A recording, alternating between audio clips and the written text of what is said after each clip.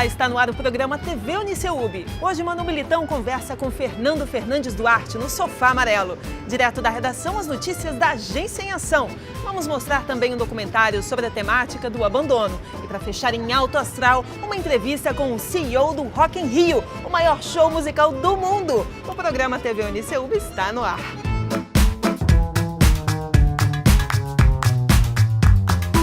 A gente aprende jornalismo não é só na teoria, mas na prática diária também. Hoje nós vamos estrear um novo quadro com os nossos futuros profissionais da comunicação. Quem explica melhor pra gente esse projeto é o professor Luiz Cláudio. Professor, como vai ser o Agência em Ação?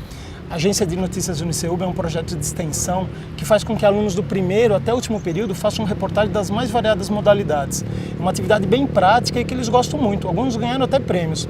E a gente resolveu, durante a semana, para dar visibilidade para o material deles, fazer pequenos vídeos, que é o Agência em Ação. Eu espero que você goste e espero que vocês gostem também. Vamos assistir.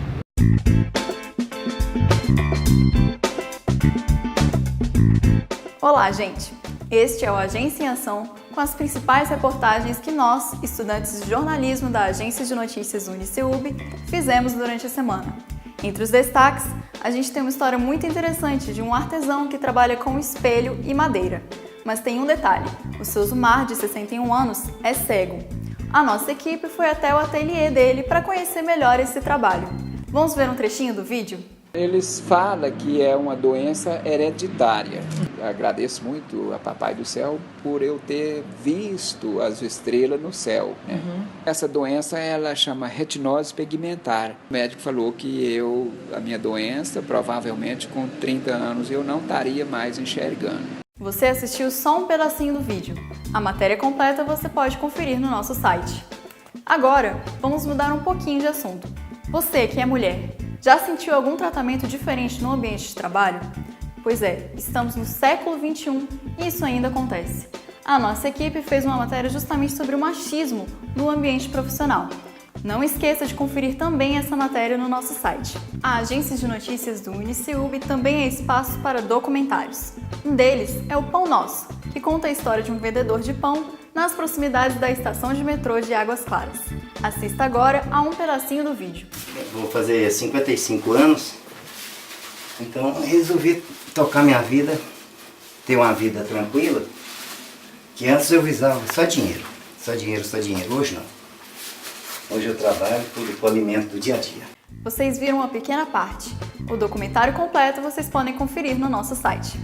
É isso, gente. O Agência em Ação termina por aqui. Não esqueçam de acessar o nosso site e nos seguir nas redes sociais. Bom domingo e até mais! No Sofá Amarelo de hoje, Manu Militão conversa com Fernando Fernandes Duarte, do projeto High School. Confira! O burro é aquele que erra e não aprende. O inteligente é aquele que erra e aprende e não comete mais os mesmos erros. E o sábio é aquele que aprende do erro dos dois.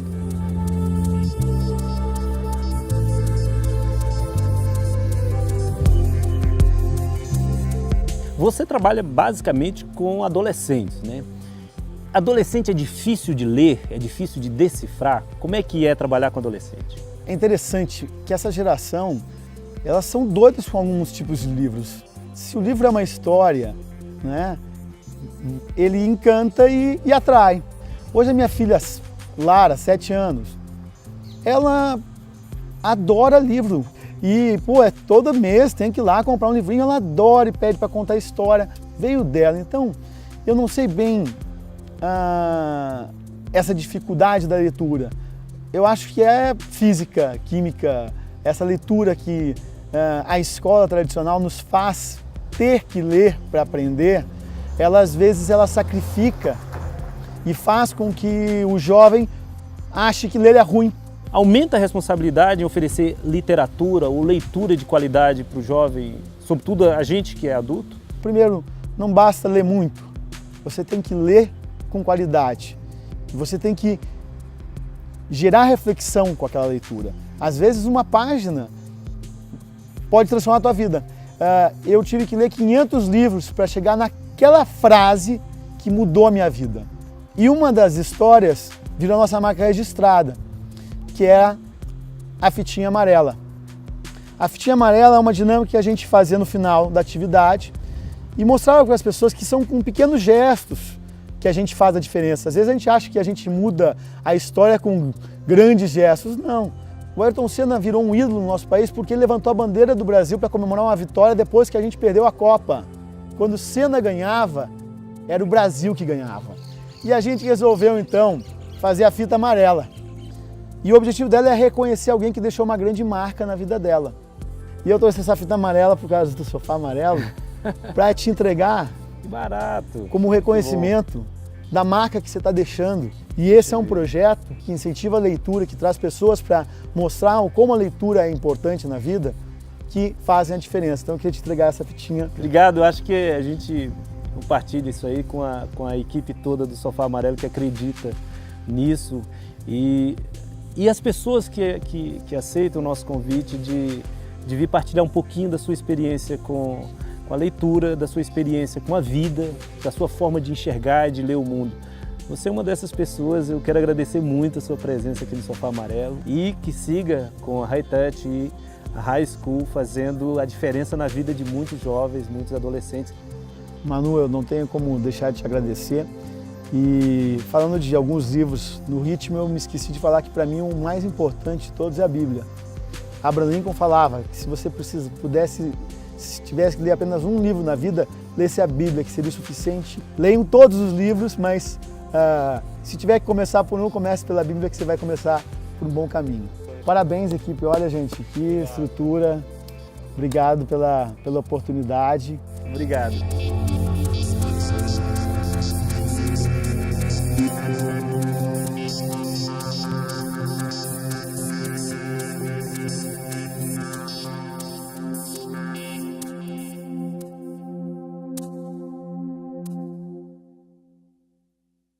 A morte de Fidel Castro abalou o mundo esta semana. Mas o que muda na ilha e na América Latina? O que podemos esperar em tempos tão imprevisíveis? No próximo bloco vamos falar sobre isso e muito mais. Não saia daí.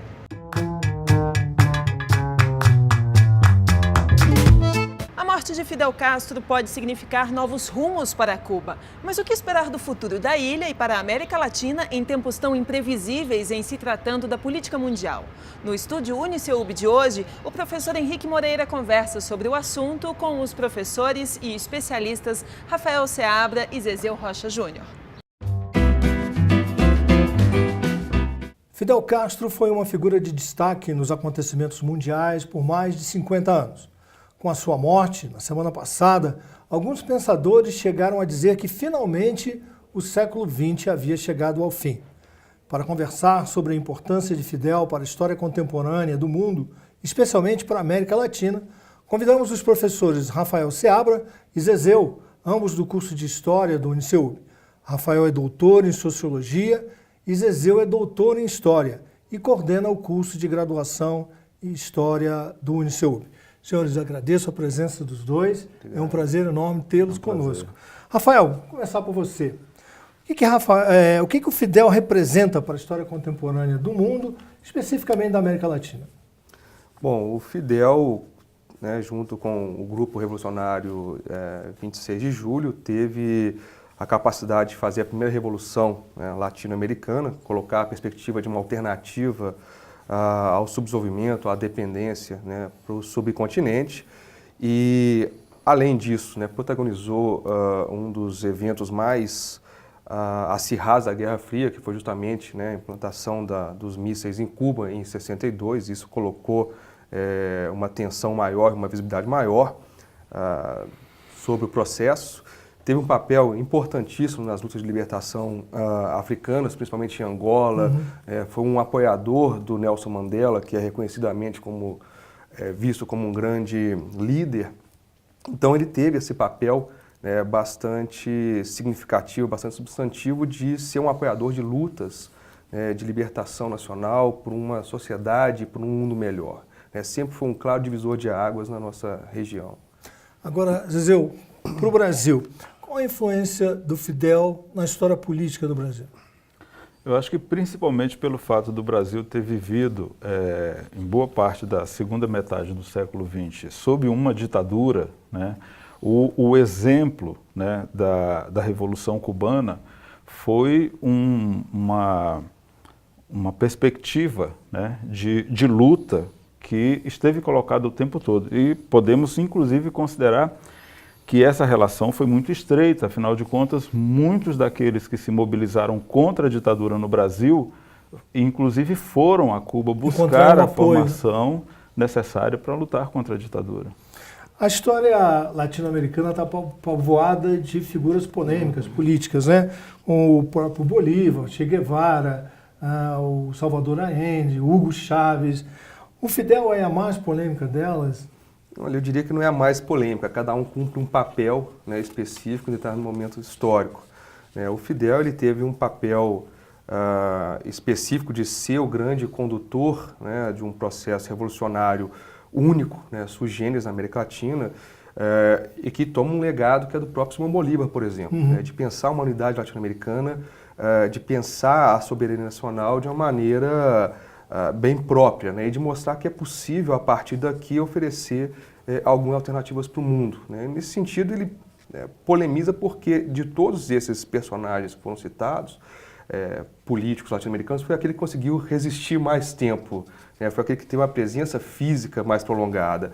Então, se permitiu a ele ter uma inserção, né, regional e internacional muito maior, de sempre que necessário se posicionar. Sabia usar a mídia também. Né? Sim, sim, ele sabia, né, conversar, ele sabia se aproximar do povo. Por mais que se questione a duração do discurso dele, era um sujeito que chegava, né, diferentemente de qualquer liderança soviética, por exemplo, ele caminhava, né, com o povo. Então isso dá uma diferença, né, uma distinção em relação a esses personagens. Zezéu, de que maneira Fidel vai passar para a história? O ditador sanguinário ou o revolucionário que queria mudar a realidade da América Latina? Eu acho que o século XX ele foi um século que caminhou na tentativa de resolver o grande problema que se instalou a partir da Revolução Francesa entre a atribuição de direitos civis, direitos políticos, direitos sociais. O sistema capitalista parece ter garantido os direitos políticos e principalmente a noção de liberdade de uma forma muito incisiva, mas os direitos sociais sempre deixou muito a desejar. Né? Por outro lado, quando nós olhamos para Cuba, a gente vê meio que uma inversão. Né? Assim, se os direitos políticos não ficaram garantidos, os direitos sociais caminharam a passos muito largos. É muito difícil a gente... Questões básicas, né? Sim, saúde, educação. Saúde, educação, esporte e mais um monte de outras coisas, né? É muito difícil a gente achar que, do ponto de vista da ideologia capitalista, vá se compreender que o desenvolvimento que Fidel trouxe para Cuba tivesse algum valor, porque o tempo todo se mira na questão da ausência das liberdades. Isso é o que fica mais aparente. Mas, por outro lado, não se pode negar que Cuba conseguiu, dentro de um século que foi extremamente prejudicial para os direitos sociais, coisas que quase nenhum outro lugar do mundo conseguiu. Então, eu acho que essa polêmica, né, da figura do ditador sanguinário, né, de um grande líder, ela vai permanecer justamente por conta desse jogo ideológico que está montado o tempo todo. Vamos lá. Para a gente terminar bem rapidamente, Rafael, o que o povo cubano pode esperar do futuro sem Fidel? Olha, a gente tem que entender que uma revolução que se mantém, né, por um largo período, com um embargo econômico que sufoca aquela ilha, não se reduz a uma questão de liderança. Né? O povo é capaz de conduzir, de fato, né, o seu próprio futuro. E tomando o exemplo do Fidel, que eu acho que foi um exemplo pedagógico, né, de entrega, de compromisso, o socialismo continuará, né, com algumas transformações, algumas modificações, mas eu não tenho dúvida de que essa perspectiva ainda vai se manter por um tempo substantivo. Zezéu, como é que fica Cuba depois de Fidel? Eu concordo com o Rafael. Cuba tem um grande exemplo, né, dado a partir da política instituída com Fidel e dentro de todo esse processo revolucionário para o futuro, né? Sim, os historiadores não gostam de previsões, mas eu acho que o exemplo existe e ele é muito abraçado pelos cubanos, né? É claro que a gente tem que pensar em termos internacionais como fica Cuba diante do embargo, por exemplo, econômico, que me parece ter sido um dos grandes elementos que dão a Cuba, né, os limites que estão colocados até hoje, né?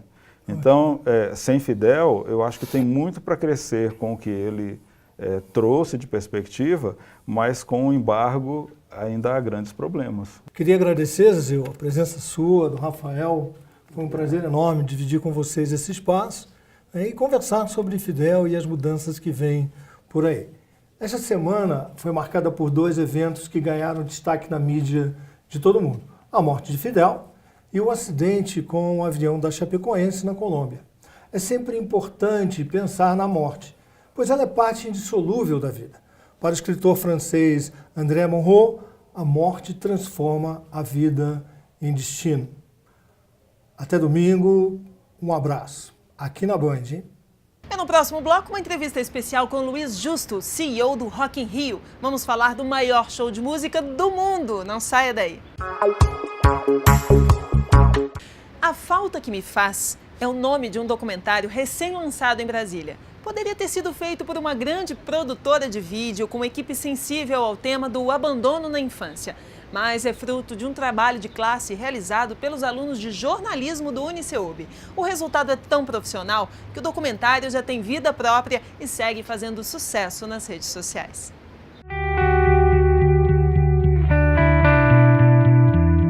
De onde surgiu a ideia de fazer o documentário? Bom, tem uma frase do Cláudio Abramo que eu acho fantástica. Ele diz que o jornalismo é o exercício diário da inteligência e a prática cotidiana do caráter. Uma coisa que eu tento colocar nos meus alunos é que, mais do que as técnicas que a gente ensina no curso, eles precisam aprender a vivência do que é ser um profissional de jornalismo.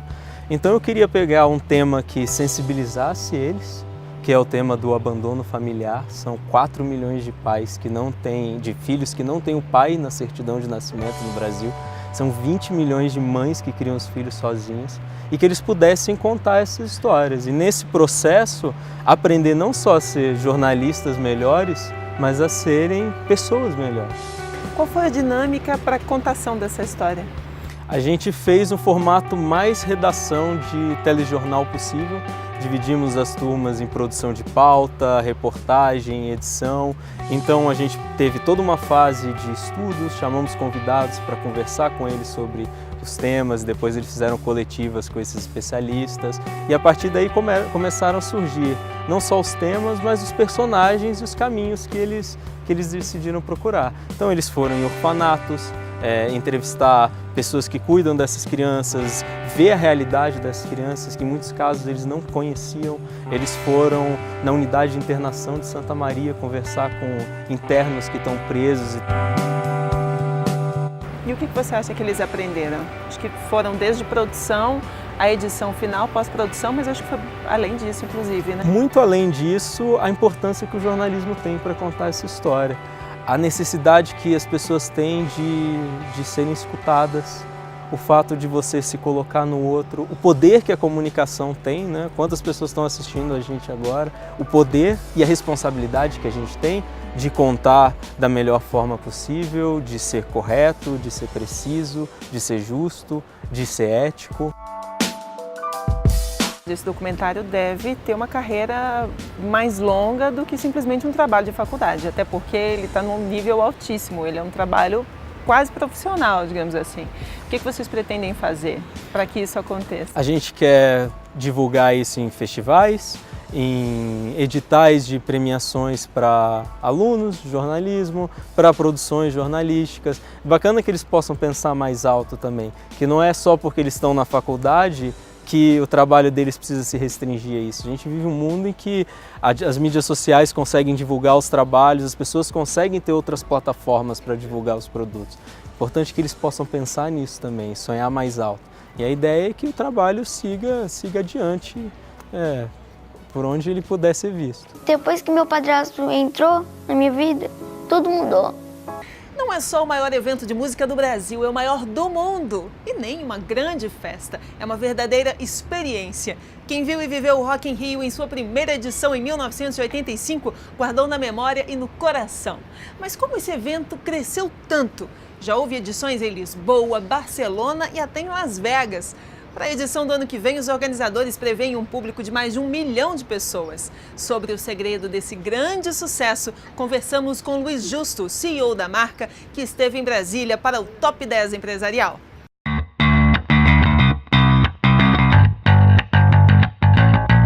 Luiz, o Rock in Rio é o maior evento de música do mundo? Olha, o maior evento de música do mundo, não só de música, como de música e entretenimento, né? No Rock in Rio, ao longo do dia do festival, as pessoas têm outras opções de lazer, além dos palcos e tal, tem diversas atrações, brinquedos. Então, sem dúvida, é o maior festival de música e entretenimento do mundo. Qual é a fórmula de sucesso? Olha, são 31 anos trabalhando duramente em construir uma marca que vai muito além das atrações que a gente consegue trazer internacionais, de grande impacto.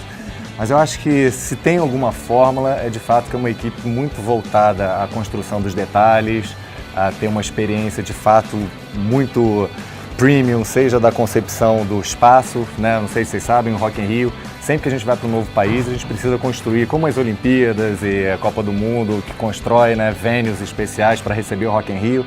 A gente também faz assim porque a gente quer ter certeza que vai ser um espaço que a experiência que a gente planejou lá há 31 anos vai ser entregada da forma que a gente pensou. Quais são os números do Rock in Rio hoje? Olha, hoje a gente está indo para a nossa 17ª edição. O evento aqui do Brasil, que é o próximo, em setembro de 17, a gente vai ter quase 1 milhão de pessoas em 7 dias de evento. Quando a gente tem já acumulado, seja através dos nossos parceiros de televisão, de internet e tal, mais de 1 bilhão de pessoas já assistiram pelos meios digitais ou pela TV, rádio e tal, o nosso evento. E quase 8 milhões, na verdade pouco mais, 8 milhões e 200 mil pessoas já assistiram ali pessoalmente em um desses 17 eventos do nosso festival. A gente fala do maior festival de música do mundo e agora vocês pretendem fazer disso a maior marca musical do mundo? Na verdade, a missão do Rock in Rio é ser a maior marca de música do mundo, porque a gente tem uma visão de que através dessa entrega de experiências inesquecíveis, através da música, do entretenimento, o que a gente faz hoje vai muito além do festival. Então, para ter alguns exemplos, hoje já são 600 produtos diferentes licenciados com a marca Rock in Rio, e de chaveirinho a carro, a ar-condicionado, frigobar. Então a marca já ganha hoje uma dimensão que vai muito além do festival. E não só, de novo, produtos licenciados, festival, mas outros eventos de entretenimento. A gente fez um musical, por exemplo, como os musicais da Broadway, que rodou Rio de Janeiro, São Paulo, foi para Lisboa. A gente está fazendo um longa-metragem. Então, hoje, a marca Rock in Rio já vai muito além do que aqueles dias de festival. Ela vai além da música? Vai além da música. De fato, é uma grande celebração do entretenimento e de uma entrega de uma experiência com uma qualidade inigualável. Por que para você todo negócio deve ser visto como um show business? Olha, inegavelmente hoje a gente está na era da experiência, onde os produtos ou serviços já não se diferenciam mais só pela composição do produto ou pelo ponto de venda, distribuição. Hoje você tem que ter uma entrega a mais. Você vê exemplos hoje, né, de grandes empresas que surgiram em mercados que não existiam, sem falar, né, daquele serviço de carro que está substituindo bastante o táxi e tal, em função de ter um tipo de experiência diferente numa coisa que era sempre comoditizada. E a gente enxerga isso, não só, obviamente, o Rock in Rio de uma forma óbvia, por estar nesse meio do entretenimento, mas todo negócio pode ser pensado como eu entrego uma experiência além do que se propõe o meu produto e o meu serviço. A gente deve ter traços característicos e culturais que impregnam a nossa forma de fazer as coisas, né? Somos melhores e isso é muito bacana, né? Dentro dessa área, mas o que tem de brasileiro? Olha, eu acho que a grande característica do empreendedor brasileiro de sucesso é justamente o fato da gente vir de várias recessões e várias crises. Imagina, há 31 anos tocando esse negócio, por quantas crises, mudanças de moeda, hiperinflação, bloqueio de contas. Então, eu acho que o empreendedor brasileiro, justamente por precisar, por sobrevivência, ser criativo, pensar fora da caixa, né? Criar novas alternativas de se fazer negócio de forma mais eficiente para ser mais barato, você conseguir fazer e ainda assim ter um nível de entrega de padrão internacional para poder expandir. Então eu acho que o empreendedor brasileiro tem essa característica de pensar fora da caixa. O Roberto Medina, que é o empreendedor fundador, ele diz uma frase que é muito boa, que ele diz o seguinte: a gente pensa fora da caixa porque no Brasil não tem nem caixa, né? Então a gente já pensa fora porque ela não existe. E quando você vai para outros mercados muito estruturados, com as suas legislações, tudo funciona, né, de uma forma muito cartesiana, mas tem pouco espaço para criar e para inovar. E o Rock in Rio trouxe muita coisa nova para esse mercado, muita experiência nova, justamente porque a gente tem que se reinventar todo dia aqui no Brasil. Esperamos que você tenha gostado do programa de hoje. Se você quiser assistir aos episódios do programa que você perdeu, acesse o nosso canal no YouTube. Nos vemos também no Facebook e no Instagram. Na semana que vem a gente se encontra aqui na Band às 10 da manhã. Para você um excelente domingo e até lá!